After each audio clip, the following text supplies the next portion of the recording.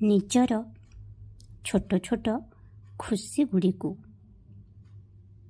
ଜମାରୁ ବି ଅଣଦେଖା କର ନାହିଁ। ଏହିସବୁ ଛୋଟ ଖୁସି ଗୁଡ଼ିକ ସହିତ ତୁମେ ତୁମର ଜୀବନରେ ପ୍ରତିଦିନ ଖୁସି ହୋଇପାରିବ। ପ୍ରତ୍ୟେକ ମୁହୂର୍ତ୍ତ, ପ୍ରତ୍ୟେକ ସମୟରେ ବି। ମୁଁ ଜାଣେ ବର୍ତ୍ତମାନ ତୁମ ଜୀବନରେ ଯାହା ସବୁ ଚାଲିଛି, ତୁମେ ଏବଂ ତୁମ ପରିବାର ଯେଉଁ ସବୁ ଅସୁବିଧାର ସମ୍ମୁଖୀନ ହେଉଛ, ସେ ସବୁକୁ ମୁଁ କେବଳ ତୁମ ମାଧ୍ୟମରେ ହିଁ ଠିକ୍ କରିବି। ସେଥିପାଇଁ କିଛି ସମୟ ପାଇଁ ଏହିସବୁ ଦୁଃଖ ସହିଯାଅ।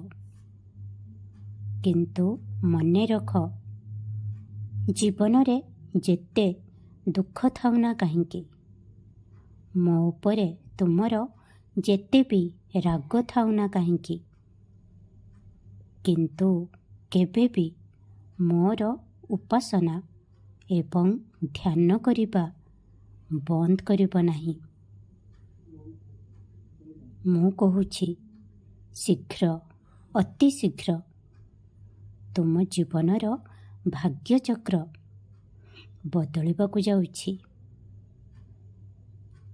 ମୋ କହିବା ଅନୁସାରେ ପ୍ରତିଦିନ ଓମ୍ ସାଇ ରକ୍ଷକ ଶରଣମ୍ ଦେବା ଜପ କର।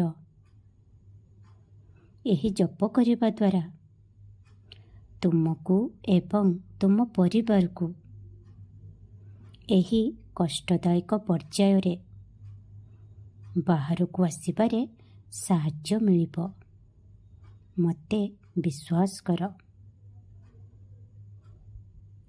ମୁଁ ଜାଣେ ଯେଉଁ ସମସ୍ୟାକୁ ନେଇ ତୁମେ ଏତେ ଚିନ୍ତିତ ଅଛ, କିନ୍ତୁ ସେଥିରେ ତୁମର କୌଣସି ଭୁଲ ନାହିଁ।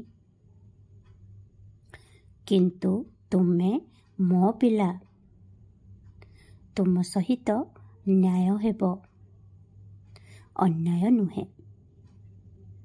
ହଁ, ତୁମକୁ ଏପରି ଆଶୀର୍ବାଦ ଦେବି ଯେ ଲୋକମାନେ ତୁମକୁ ଦେଖିଲେ କହିବେ, ହଁ, ୟା ଉପରେ ତା ବାବାଙ୍କର ଆଶୀର୍ବାଦର ହାତ ଅଛି।